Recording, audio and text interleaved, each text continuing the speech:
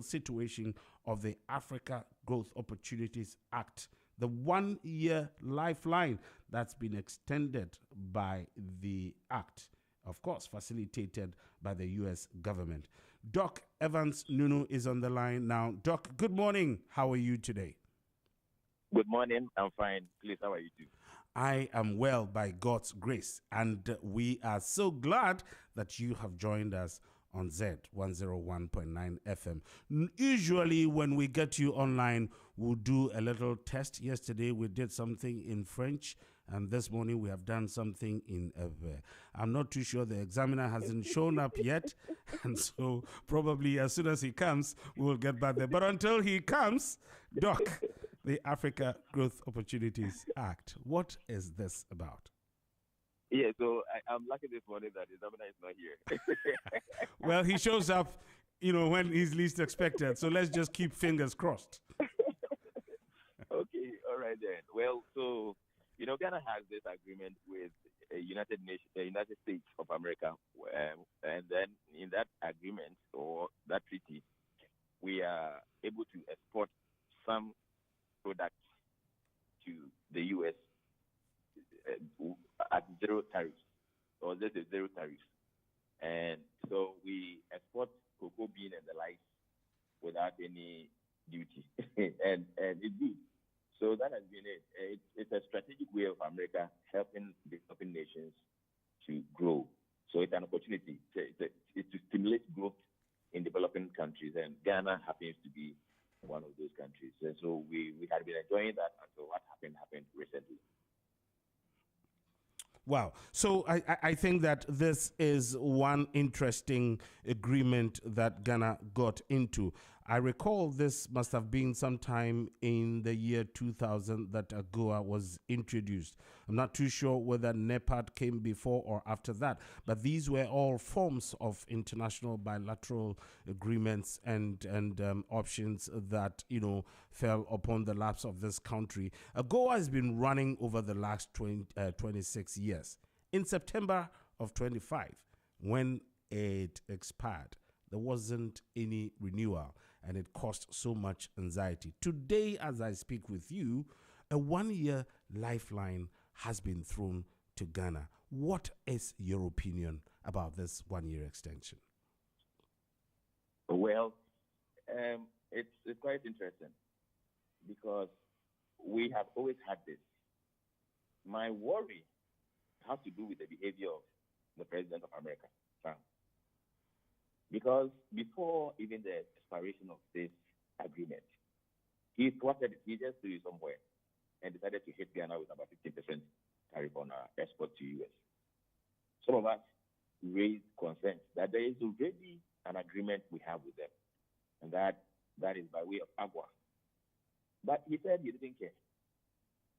So that creates some level of uncertainty, especially given the behavior of Trump. So, yes, ordinarily, we should be happy that we have 1 year extension. For me, I think that it should go even beyond a year because most of our woes have been orchestrated by these Western world countries and in the Americas.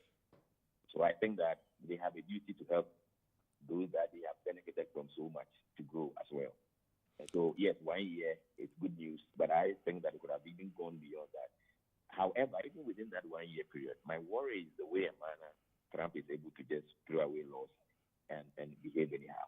So since you've mentioned the name of His Excellency, the President of the United States of America, the second time, let's get this pretty clear. Would you put this at the persona of the president or at the doorstep of the policy of the United States of America? So he triggered that because as part of his campaigning messages, he made it clear that when he comes to office, it will be America first, and anything that gives nothing to America will be reviewed. But Doc, America First has always been there with us. You see, what I'm trying to do right now is that, do we think, of course, we have a a towering persona in the current president, but I'm just not too sure whether it's about him as a person or it's about the trade or foreign policy of the United States of America. Look, Ghana mimics the democratic style of America. The president of America is very powerful. Most of the things you see America do in recent times, their upward foreign policy, is being fueled by the behavior, the beliefs and orientation of Trump as a president. Look, had it not been in recent times, international agreements and treaties were highly respected by America. I mean, yes, it's about their foreign policies, but what I mean is that there are brains behind it, and the government in power has a role to play. I mean, Ghana is quite vocal on the international front, and it's a style of government we have now that if something goes on that is not going well, they will voice it out. And so Ghana has had to criticize some wrongdoings in the global scene, on the global scene. And what I'm saying is that yes, it's American policy, but that policy is being fueled by the orientation and ideologies of Trump and his allies. So what I'm saying is that it is very weird for a very formidable power like America to throw away its agreement it has with other nations. Because AGOA was there when the 50% tariff was introduced, came to hit us. However, my only fear is that given that precedent, though it has been extended for 1 year, we cannot be too sure. So I'm coming from the background that Ghana must begin to diversify its exports, and not in terms of the basket of exports, but in terms of destinations where we take our export to, so that given the behavior of America and the way Trump has been handling its foreign policies, we cannot be too sure of the future with them. So we need to really, just recently, we were in China attempting to create an export office in China, which is a very good move. But what I'm saying is that we can strengthen that and look at other areas we can export to, and even reduce this dependency on dollars that is giving us headache. So I think that it's a good news. We welcome it, but we must be strategic because only a year, and we cannot even tell what happens after that 1 year, and as to whether it is going to even have its full length, it is going to move through its full length without Trump coming up with something new. Interesting, interesting perspective out there. But I think that that's a very solid one. So, in the midst of this uncertainty, Doc, you just mentioned the case of diversification. First of all, can you give us some more kind of input onto how the Ghana's export trade sector is resilient, and for that matter, how easily adaptable and adjustable it will be in diversifying its market? Good. Now, Ghana is coming from Africa, or it's a part of Africa. So even within our continent, we should find ways we can trade among ourselves as African nations. That is the first thing. So that if Africa is huge, if we're able to remove barriers, and luckily we have continental unions and organizations that our president is now having a say. I mean, it's playing influential role. So we can all look at it and see what has been the problem going forward so that we can trade among ourselves. So Ghana can also look at deepening trades with other African countries. That's the first bit. We just recently went to China. There are other nations. Do we have issues dealing with other European economies, other Asian economies? What can we do? And in the past, it has been the case that we always want to attract investors, but we had not been export minded. So the reality is that Ghana, over the past years, would want to attract foreign direct investment. So we need people with idle funds to come to Ghana and set up businesses. Yes, that even played a role in the setting up of the free zone. That is nice. But it is time we really sort of really deepening our export front by making sure that we are not only bringing investors to invest in Ghana and sometimes they behave like the Chinese do. They set up big malls, big shops, and sell to us finished products. We should be thinking about ways we can really trigger export, ways we can bring on board now, we can bring investors who are interested in, say, agri, in, say, industries, not for the fact that they are just coming to set up shops or some small shops things. No, but they are bringing the plant to manufacture, to really turn our raw materials into finished products and export. So we should be export driven. And once we are able to do that, then your question will be very important then. How then do we adjust? How then do we fine tune our export to suit other markets? Then what we did in China could be replicated in other jurisdictions. Yes, just recently we were in China setting up an export of. Why did we do that? I tell you this. Some few years ago, used to export from some European countries, and there was a time I wanted to import from Serbia. The exporter there, after paying, I think I was supposed to pay about 5,000 euros. After paying, he said that the products he was bringing to me were too quality for that price, so I should add extra amount. And I said, but that had not been the agreement initially. And he said that if I don't add the extra amount, he will not bring the product and I will not have my money again. I realized that I didn't have anybody there, and even going to litigate there, it was a whole. So I just looked for ways and means to send the money, and that was the last time I did business with him. But if we had an office there, if we had an office there, that could help. I don't think I would have been swindled like that. Okay. So it is important for us to, look at best ways we can streamline our export into other countries apart from the U.S. and the China and the major ones we know, so that we can diversify our market as we have talked about earlier. Excellent point there. I think that this throws out a few more questions. And so, again, alongside the same point of diversification and all that, and in building the base that we have up to the point where you have alluded to, Doc, let's look at the types of products and sectors that have benefited from the AGOA duty-free access. Yes. So I think for some time now, we have been very much interested in garment and textiles, cocoa-based products, processed foods, handicrafts, and some few manufactured goods. But in general, it had been garment and textiles. What we use for African wears, cocoa. As for that, it's obvious, and then some few processed foods. But we can go beyond that. You see, I think that we should have a way of paying attention to things we can easily get. For example, share butter. For example, palm. I mean, we used to have huge plantations in the Western region. I'm not too sure what is happening. If you go to Western region, we have rubber estates, Ghana Rubber Estates Company, and we have huge rubber plantations there. So we can really look at ways of deepening these plantations so that we can have more exports. Even our cocoa is under threat because of galamsey.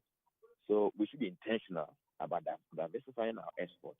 And we should also look at areas we are not too prominent there and what we can supply them for us to be, for us to take advantage of such markets. So, for example, I think about 3 or 4 years ago, I was consulted by a company that wanted to import rice from Vietnam. And that took me to the rice system, the rice scene. And I realized that I felt pathetic because we could really do something in Ghana and also export, serve our local market and export. Because Ghana can easily produce rice. Our land is that arable for rice production. But what is happening? We import a lot. And I realize there's something people are really into huge exports, importation of rice into Ghana. But our land system can support it. So for me, I think that we should be intentional about diversifying our export. And if we have to be intentional about it, we can do research and find out which crops, which plants can easily do well in Ghana, but we are ignoring. Okay. I just recently found out what happens with the share thing. And I was told that they go to the bush and gather the share nuts from the ground or so.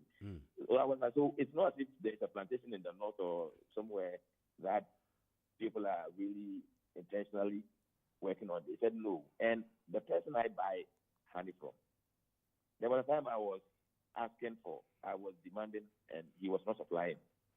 I asked him, why is he not supplying? He told me that he's not getting honey. And I said, but where are the bees? He said he doesn't know where they are.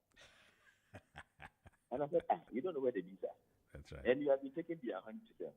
You don't know where they are. And that was the truth. He didn't know where they were. Okay. But if that is supposed to give you livelihood, why do you allow the bees to be in the bush by themselves? And you go around, when you see them, you go and steal their honey. Excellent. So intentionality is what you're saying, Doc. And yes, and I think that intentionality will stem from a certain policy angle. Intentionality will stem from the vision of the state. Intentionality will stem from the agencies that will be created to ensure that we are facilitating this. I see that in your introductory remarks, you were not too happy about the president of the USA's position on international trade and stuff like that. I mean, I am not too sure whether I'll put it to the person, but I don't disagree with you at all. I think that it is more to do with what the state now seeks to achieve. And that's why the point about intentionality for me makes a lot of reasoning here. Now, the current government, for example, has, as a ministry, set up what we call the Ministry of Trade and Agribusiness. The name alone excites me. But the question here is this. As you talk about intentionality, you have just talked about shea butter probably being picked on the ground. I think that some new investors are getting in there and people are getting to be intentional about it, and all that honey and all that people are creating the ecosystem for it and all.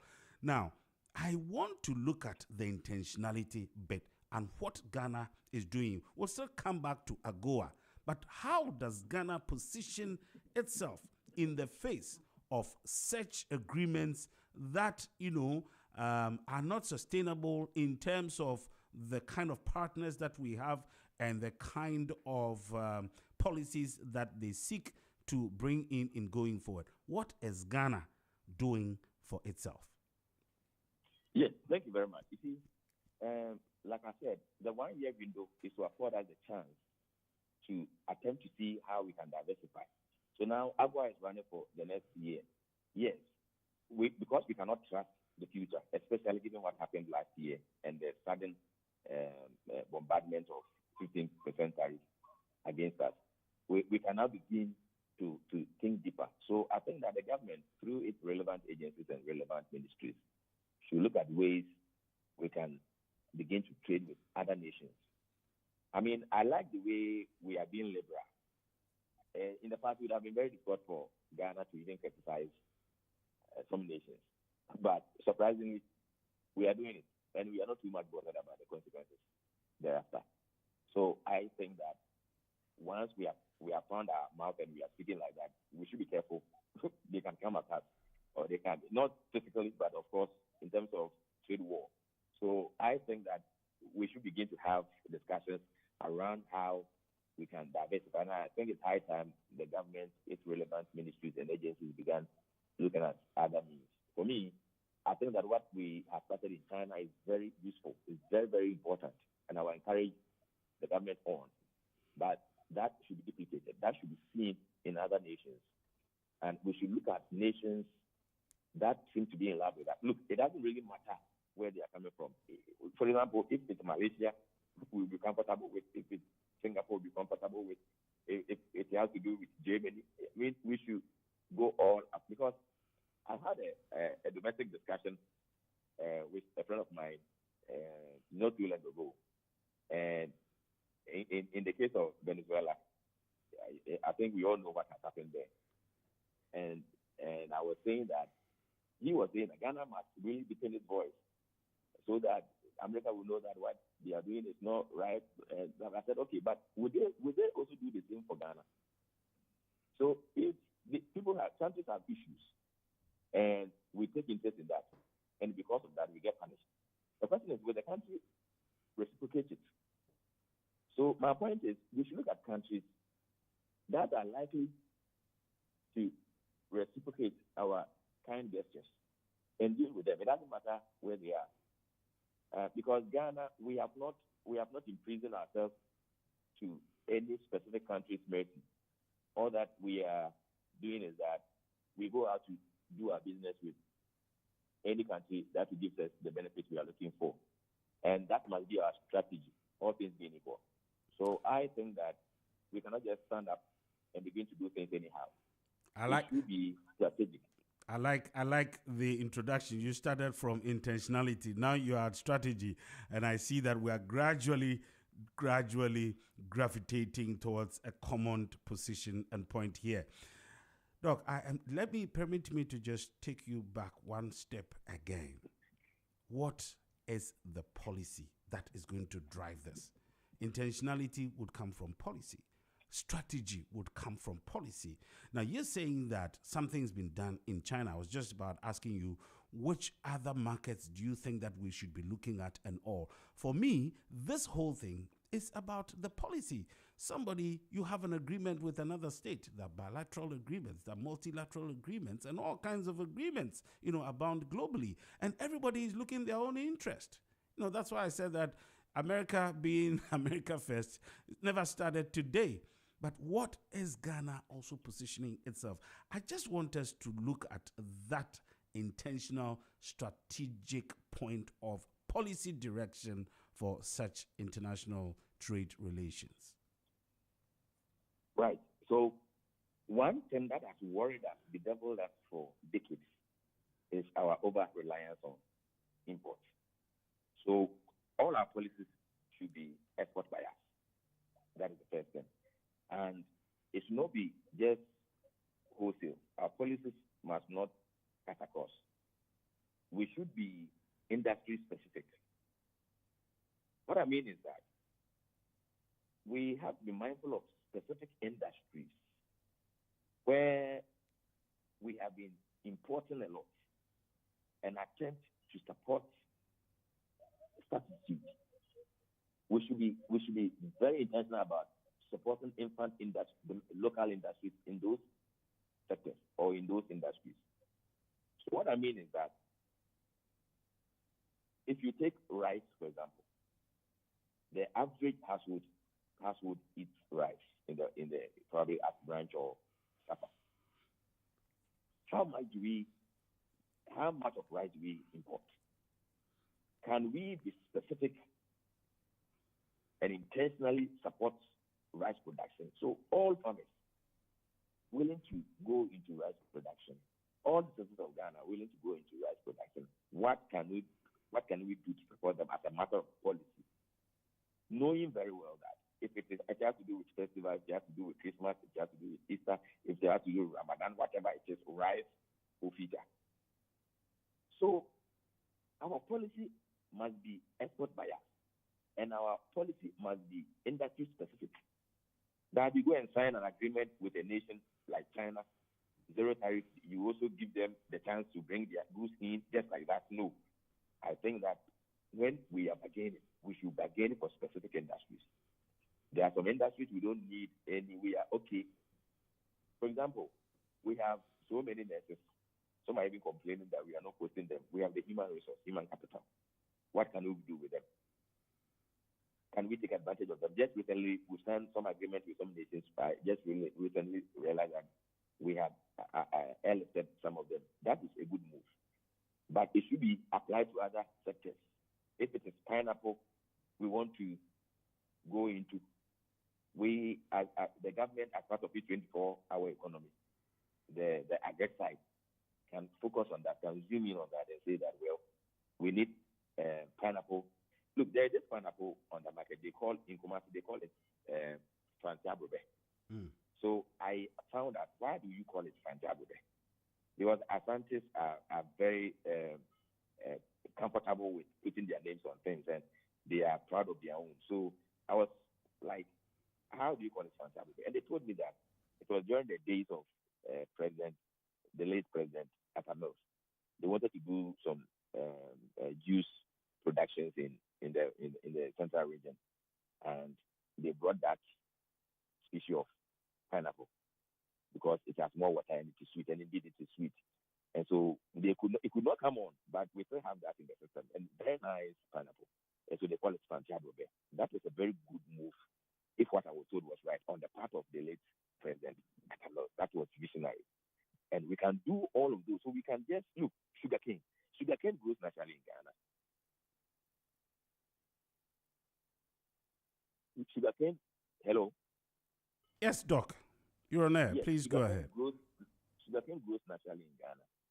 And we can specifically say that we want to work on sugarcane to feed industries, to produce sugar, like Commander Sugar Factory suffered because of lack of raw material. We have CSIR that can do that job. Then the government, through all other relevant agencies, can come in. So we can discuss about specific sectors, if it's agri, if it's our industries, areas we can move in. Like our farmers do not have the requisite equipment to work on their farms. Can we set up plants that will produce tractors and basic technology to boost agriculture in Ghana? We can do that. I mean, if Tatanka Motors could produce some nice technologies, can't we find a way of doing that in Ghana? If it's about even bringing on board, importing the knowledge, bringing on board engineers who help us set up and just move away and hand it over to locals, that would be better. But we cannot leave the system to be like that. If we don't work on the fundamental structure of the economy, we always manage the economy artificially, be happy with ourselves, only for us to go back to where we were after years. After years. 101.9 FM. We really work on the structure of the economy. And that will mean that we have to pay attention to agri. Once we move in that space, we look at specific things we could do there. Then we talk about industry. We look at specific industries we can help within the industrial sector. And then we look at even realigning our educational system to serve industry. So that gap between academia and industry, yes, we've done a lot in the past, but we can still do more. And then services will naturally follow. I always say that if we're able to really work on agri and work on industry, services will pop up. That's always an offshoot of a flamboyant economy. Because even when agri is suffering and industry is suffering, you see services thriving. Except that in recent times, our inflation breakdown had services doing poorly. But that's understandable because it has always been there. So I think that we must be export biased, we must be industry specific, and our policies must be this way. Z 101.9 FM. Well, good people out there, we're still listening to Dr. Evans Nunu, who is an economist and is speaking to the subject of AGOA's one-year lifeline and what it means for Ghana's export jobs and economic future.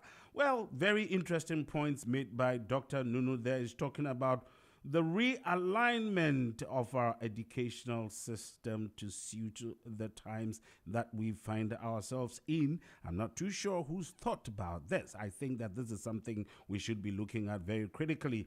The structure of the economy. People have complained in the past about how Ghana's economy is being structured on historical antecedents. The Gajisbeck economy is what we are still, leaning on. But Dr. Evans Nunu said this morning, let's look at the structure of our economy. Number 3, he says that let us be industry specific. He is being a lover of intentionality today, and I think that he couldn't have gotten it any wrong. Of course, let us be export biased. And finally, he says, once all these things are in place, the services, the requisite services that will drive all these productivity and productivity sectors would eventually follow. I think that that's a very good point that has been made over there. It's 39 minutes gone past the hour of 9 o'clock. This is Business Breakfast on Z. And this morning, we're looking at AGOA's one-year lifeline, what it means for Ghana's exports, jobs, and economic future. Doc, we're now coming back home to AGOA, and we will look at how, as I've already indicated, it is going to impact on this on exports, how it will impact on job creation, and what the economic future or fortunes of this country is going to be. Now, back to AGOA. How does this extension of the 1 year, that has been given fit within Ghana's broader agenda to expand non-traditional exports and diversify markets, including Africa, as you have already alluded to, and beyond? Yes. So, you see, the difficulty aspect of answering this question is that AGOA is not new. It's been in the system for some time, and we all know how it's benefited us or it hurt us. What I can really say is that we need to improve on the quality of the things we export.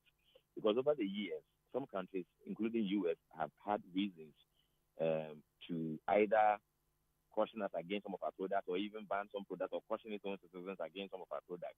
So even if we are sending it without any tariffs, without any impediment, if we do not really work on the quality, we do not work on its safety, and we do things anyhow, they can easily give us bad image, and that would affect all Ghanaian products on the international market. There were times when Ghana's chocolate couldn't even spend a day on the shelves outside because of the quality, because of the taste and everything. It tells you that if we should improve upon our quality, the quality of our product, if we should really ensure the right branding, I mean, our exports would have the right market and we can export more. So yes, because AGOA has been there in the past and we have not benefited very much from it, to the best of my knowledge, I think that now that we have 1 year extension going, and I'm not limiting what I'm saying to only the issue we have with America or the AGOA case, but we should have a way of making sure that any product that leaves Ghana in the name of Ghana. Of course, if you are leaving Ghana and you go and write Vietnam on it, it's your own business. But if it's leaving Ghana, the shores of Ghana, and you are being forced to write Ghana on it, then we have to make sure that whatever is going out is of the right standard, the right quality. Safety is assured. Once we do that, our product would have the right demand, and we can do more. And I tell you this, if we are able to do it better, we are going to sustain jobs in Ghana, we are going to create more jobs in Ghana, we are going to have more exchange rates. We are not going to have any more exchange rate issues, especially in the case of dollar, because we are going to have more effects, more foreign revenue, foreign currency in our system. So I think that going forward, we should only look at what we did not do too well in our handling of such treaties or such agreements and improve upon those aspects. Well, I think that is excellent as well, and probably we'll be giving some more focus on the issue of standardization and all. Doc, let me fire this double-barreled gun. Now, I talked about the Ministry for Trade and Agribusiness. The agency, the main agency that is expected to facilitate this under such treaties, under such agreements like AGOA, will be looking at the Ghana Export, GEPA, the Ghana Export Protection Agency or Authority. I think it's an authority right now. Now, where does GEPA fit into this whole equation in fixing the kind of challenge that we would have with such bilateral treaties like that of AGOA? And then the second one is that Ghana is in Africa, and I think you did allude to this earlier. The AFCFTA, the African Continental Free Trade Area. How are we tapping into these kind of facilities and arrangements that are available for us, to be able to break such barriers and be able to make the requisite impact that we all desire. GEPA and AFCFTA. Okay, so let's tackle it from the top and come down. Okay.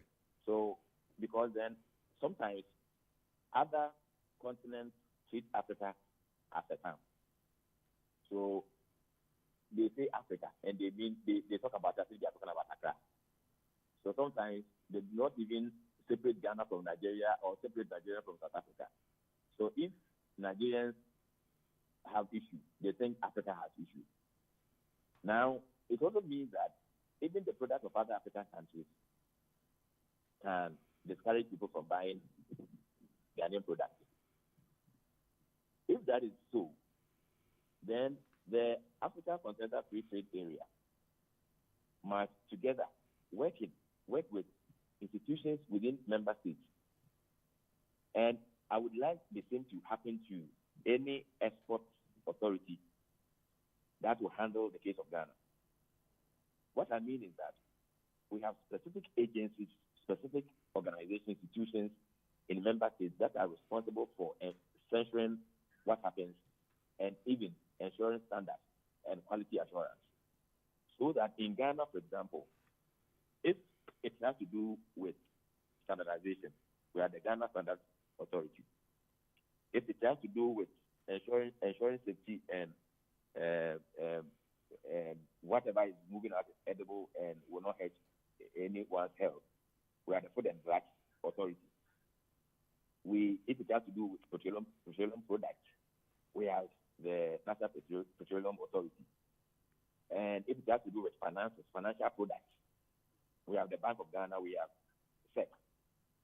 So all these organizations must be worked with to ensure that we have the right standards, the right quality moving out. In that same vein, the Continental Free Trade Area cannot, because every member state is sovereign, they cannot just move in directly, whether you like it or not, we are here, we want to work. It doesn't work that way. So member states must empower institutions and authorities that are tasked with ensuring standards and safety. And then the authority would finally look at whether these products have been conformed to the domestic standards, and if they are, we'll be fine. Because look, most of the products we bring from UK, US, and the like, it is not as if there is a external body or external authority or there is any special thing that is done to ensure that they conform to standards and quality. But even within that space, if it's coming from the UK institutions work to make sure that all products on the UK market conform. And if they have any specific reason for intentionally making some products conform to a certain quality or standard before they export, they do that. So what I mean is that sometimes you could buy a product and that product's quality could be different from what is on the domestic market. But that is something intentional. Otherwise, every product in UK would conform to a certain standard, and that standard will come out. So that every product in Africa, every product in Ghana must have a certain standard, and that standard product will go out. So the export authority's duty would only be to verify, to sample and see if indeed they are conforming to standards. But if we don't make sure that our relevant state agencies and authorities are working within domestically, then it is very difficult for anybody to attempt to control things at the final destination or at the final departure point. And that is my view about it. So our institutions must be empowered and they must be made to work, and then we'll be doing well on the export front. All right. I think that this is also very, very educative, and the discussion on AGOA and its extension, the impact of this on the Ghanaian economy, I think has been pretty good. And Dr. Evans Nunu has been treating the subject so well. It's 48 minutes gone past the hour of 9 o'clock. You want to join the conversation because we are streaming live on Facebook and on YouTube. On Facebook, it is ZFMGH, and on YouTube is Z Multimedia. You can interact with us on Instagram and X, also on ZFMGH, and on TikTok is Z Multimedia. You can also send us your WhatsApp by contributing, either by agreeing, expanding the conversation, or disagreeing, even if that is what it would mean. You can send your WhatsApp to us via 0544 321 And of course, if you want to place a call and make your contribution, is 030-395-6641. The platform is Z 101.9 FM, and the show is Business Breakfast on Z. Very interesting conversation going on with Dr. Evans Nuno, who is an economist, as our special guest for the day. Now, Doc, in the next 10 to 11 minutes, we'll be wrapping up. But let's look at this whole AGOA extension within the interest of the stakeholders in the industry. Let me ask you, how will Ghana leverage this one-year extension period to move up the value chain beyond just the raw exports to higher value manufacturing and services? Yes, so the 1 year extension would help stakeholders to have smooth income.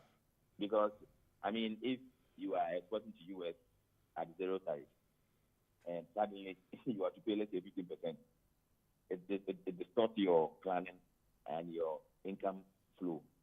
So the most obvious thing is that now our stakeholders, our exporters can have that smooth flow of income without any break or disruption. And then another thing is also that it would afford Ghana to find ways of diversifying, like we mentioned earlier, because if it's sudden, because already you know that your exporters are not paying anything. So if there is a year extension, and now you suspect that if you are not too sure about the future, it obviously gives you the chance that, okay, this 1 year period, what else can you do? Is it possible to do for be in touch with other nations who will be willing to give you similar treats? And it, in my view, is highly possible. And so it will afford our authorities to also look for ways of doing that. And then it will also give us a chance to build competitiveness. What I mean is that, you see, the first thing about this whole zero tariff is that it makes Ghanaian goods cheaper in US than non-AGOA countries. So that if it's about chocolate, the same kilograms, the same size, everything. And let's say it's coming from an AGOA state like Ghana. Because we are not paying anything on it, we're able to sell it, say, $1. But the one that is not an AGOA state would also sell $1, but would have to pay some cents as tariff. So then that cent, all things being equal, will be added to the price of the chocolate, and so it will not be $1 anymore, probably $2. And it depends on the percentage or the margin of the tariff. So the obvious thing is that it makes Ghanaian goods cheaper on the U.S. market. If that is the case, any introduction of tariff would not make it any more cheaper, and it will mean that we have to find ways of competing with those that may be cheaper, because it's not as if all member states and the whole system of AGOA is being cancelled. It could be that some other nations are having zero tariff, but America decides which countries to give that to. So even if Ghana may not be enjoying it, others may be enjoying it, and even if all other nations are not enjoying it, the reality is that initially the product had been doing good because you were not paying any tariff, now you are paying. So what else can you do to stay competitive? And we still have about a year to plan well, to look at what we can do to make our product competitive. Is it the case that we are setting up agencies that will educate our exporters on branding?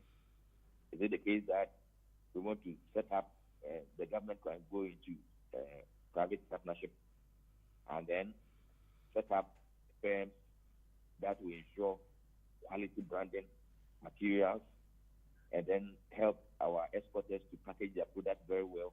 Because sometimes the same product from Ghana, if you take a product from Ghana, you take one from US or UK, the package alone can tell you that this one is from Ghana, especially drugs.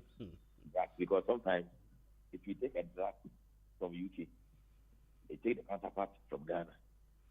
The branding alone, the box, can tell you that this one is coming from Ghana and this one is coming from UK. Sometimes, even our currency, if you take pounds and you take Ghana city and you put the two down and you tell a guy to pick one, I tell you that the beauty of pounds would force the guy to pick it. So sometimes packaging and branding plays a role. And you see, as a nation, we can all these things, because look, who brought this is December, and those things? Probably a certain government sat somewhere and said, okay, we want to boost tourism in Ghana, let's do this. In the same way, whatever you want to boost, you can boost. So if we think that we have to stay competitive outside, we can look at ways of helping with branding, packaging, and all of those things. And our products will have competitive edge, so that even in US, if we are made to pay 20% because of the, I almost wanted to use economic term, but let me forget about that one. I was about to use inelastic, but I mean, because of that strong yearn for our products, they will still come, irrespective of the tariff we are hit with. And so it will give us that chance to build competitiveness, and that is something we must do. Well, I think that Dr. Evans Nono has treated this with utmost justice. What else could he have added this morning? He's talked about several things. Yes, AGOA is being extended for another year. Are we just going to stay on and look on, and another year comes and we haven't taken any good steps? Dr. Evans Nono has said that let's begin to look at other markets in other continents. Let's be very deliberate about our strategic positioning here. And he's even suggesting that if we have to realign our educational systems to ensure that they are meeting with the objectives that we set for ourselves, it will be great. He's talked about standardization, he's talked about quality, branding and the packaging, just so that all these other things will fall in place. Well, Doc, I'd like to say a very big thank you to you this morning for joining us on the conversation of the AGOA extension for 1 year and what it actually means for Ghanaians. I want to believe that you are now ready to answer my questions because the chief examiner has shown up. Doc, true or false? I guess your answer is false. And so, well, on behalf of the crew, would like to thank you very much for joining us. But I believe that when it becomes necessary and we call you another time, you will join us. Thank you so much once again, Doc. Thank you so much. And I like your sophistication. I must confess that you are quite sophisticated. Well, thank you for the compliments, because you can only find this on Z 101.9 FM, especially on the Business Breakfast on Z. This is where lifestyle is packaged for you and you can stay away from it. When it comes to leisure, it's as powerful as it is. But of course, the very mainstay and survival of the economy of this country, business, you won't find it anywhere much better